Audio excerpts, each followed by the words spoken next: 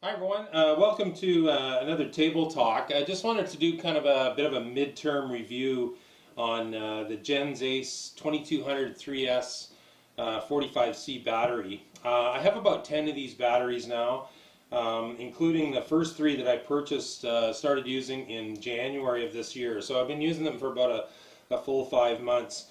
Each one of these original three batteries that I have probably about 25 cycles on them at the field, as well as I've used these to do a lot of my bench testing. So they've been fully charged and then put in storage charge, but they've had a good 25 cycles at the field, which is where it counts, because that's where I want to use them. So anyway, I already did a bit of a discussion after I first got these, when I did a bit of a battery discussion comparing this one to a couple of the other batteries that I was using then and I'm actually still using. So I'll link that down below. Anyway, happy to report that these are still working really well. I'm very pleased with them. I buy them from a Canadian vendor. They're a bit more expensive maybe than getting Zippy Flight Max or other brands from Hobby King, but they've worked out really well. Now all of mine from the vendor that I bought them from, and I'll have a link to that down below, came with Dean's plugs or Dean's connectors, so I've since replaced all of those with XT60 because that's what I have on all my speed controllers. So that was a little bit of a hassle, but nothing too bad. So pardon me. One thing that I did notice, probably let's say probably half of the batteries that I have out of the 10, when I got them all, right away as soon as I received them, I put them in storage charge because I didn't use them right away. So they were all in storage charge, and I found that with about half of them in the first 2 or 3 charges, when I was bringing them up to full voltage. Normally I charge most of my batteries at 1C, so I set 2.2 amps on my charger for a 2200 battery, and I charge them on the balance setting. And what I was finding was some of the batteries, they would one of the cells would sort of jump to or would charge pretty quickly to 4.2, whereas the other ones would be quite a bit behind that, like maybe 4.12, and then it would take a very long time for the battery to finish charging until those other 2 cells caught up and it got balanced. So what I found that I did, and what I did with, because I've actually bought them sort of in 3 different purchases, 4 different purchases maybe. As I've had a little bit of money, I pick up a couple more. What I've done now, and what I will continue to do in the future, is for the first 2 or 3 cycles where I've charged them, is I just set my charger at like 1C or just 1 amp, 1 amp or 1.1 amp. And what I find is that just brings, and again it's on balance setting, and what I found was that brings the battery up to full charge a little bit slower and balances it better. Now, what I found with all of those batteries that demonstrated that behavior was after about 3 or 4 cycles that they were fine. It was, I guess, maybe if you want kind of maybe a bit of a charging break-in period.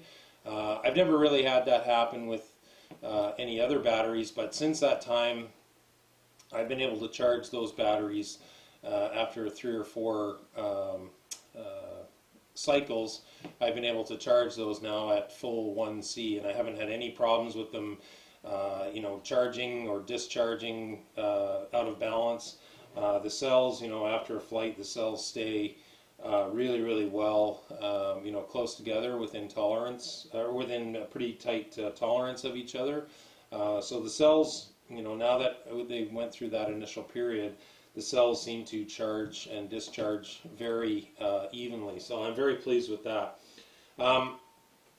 The chemistry, I think, in these batteries, I think, as I mentioned before, is a little bit different maybe than the Zippy Flight Max and the ZOP Power batteries, which I've used in the past.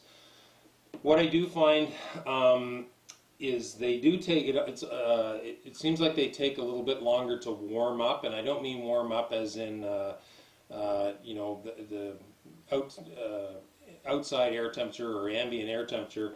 Is it sort of the chemistry inside? What I find is you know, lots of times when I'm flying, sort of that first time I hammer the throttle, you know, really put the battery under load, it doesn't seem to respond as well. But once it sort of had that one, or not, I wouldn't say it's not terrible, but it doesn't respond as well as it does later on in the flight. So once it's had that sort of first, you know, wake up call, I guess if you want, where I've you know, done a high speed run or full punch out or full throttle climb out with one of my park jets, then after that it really seems to work well, and it actually seems to get better.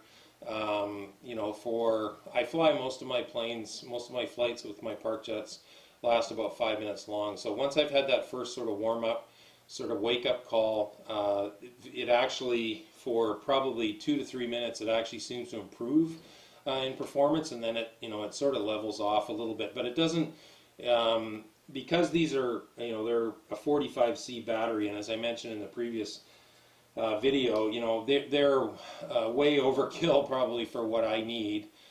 Most of the, you know, probably the highest amp draw motor that I have on 3S drew around 45 amps on the bench, so it's not even drawing that much in the air. But what I found is that there's the battery delivers the power really evenly once it's warmed up. Like, I don't notice you know, any noticeable battery sag. I mean, obviously sometimes it'll depend on the flight. Like if I'm really feeling my oats and I'm just, you know, hammering that throttle constantly, then maybe the last 30 seconds or so the battery will feel like it's sagged. But what I find in most of my flights is I really don't notice any big battery sag. Now obviously, you know, 20-25 cycles, that's not a whole lot, so maybe, you know, when I'm my next update, when I have maybe 100 cycles, that would change. But you'd probably expect that with battery as they get older. So anyway, again, you know, a bit more expensive than some batteries that are available out there. But you know, these Genzace 2200 3S45C have, for me anyway, have been worth every penny. I've been very pleased with them. Like I said, other than that, you know, that little bit of a break-in period just from charging. I didn't really do any sort of break-in at the field. Like I didn't really kind of take it easy on them for a few flights. Maybe with those particular batteries I should have done that. But you know, now they all seem to be operating really well. So if you buy them, that might be something to, you know, to pay attention to, is just in that first, you know, few cycle charges. If you see that, you know, one cell is, if you're charging at 2.2 amps and one cell sort of gets well ahead of the other two, it just maybe drop your charge, you know, drop it down to 1.1 or 1 amp and see what happens. Anyway, that seemed to work for me.